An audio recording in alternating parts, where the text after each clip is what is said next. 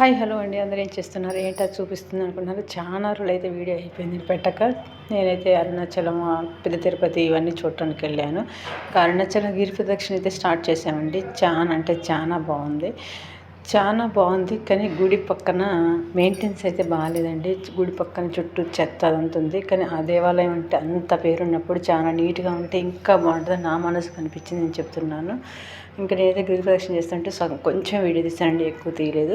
అలానే మనం ఎక్కువ దూర ప్రదేశానికి ఎక్కువ జనం ఉండేటప్పుడు వెళ్ళేటప్పుడు మనం మెల్లల్లో గోల్డ్ అవి ఉంటాయి కదండి, అవి వేసుకుపోయి టెన్షన్ పడే కంటే పసుపు తాడు సాంప్రదాయంతో వెళ్ళి ఆ దేవుణ్ణి మనశ్శాంతిగా ప్రార్థించుకోవచ్చు. అదే మనం ఇక ఇలాంటివి వేసుకుంటే ఇప్పుడు చైన్లు దొంగతనాలు అవి ఇవి ఎక్కువ అవుతున్నాయి కదండి. అవి మళ్ళీ వైటి మీద మనసు ఉంటుంది, ఆ దేవుడి మీద మనసు తక్కువ ఉంటుంది. ట్రైన్లో జర్నీ చేస్తాం, ఆటోలలో చేస్తాం, ఎక్కడంటే అక్కడ చేస్తాం, క్యూ లైన్లో నిల్చోవాల్సి వస్తుంది.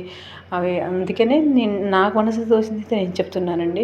ఇంకా గిరి ప్రదక్షిణ అరుణాచలంలో నిజంగా చాగంటి కోటేశ్వరరావు గారు చెప్పినట్టు ఆ విగ్రహాన్ని దర్శించుకునేటప్పుడు ఆ వేడి ఎంత అంటే అంత తట్టుకోలేనంత వేడి ఉందండి. నిజంగా చాగంటి కోటేశ్వరరావు చాలా నిజం చెప్పారండి. అందరికీ బాయ్ అండి.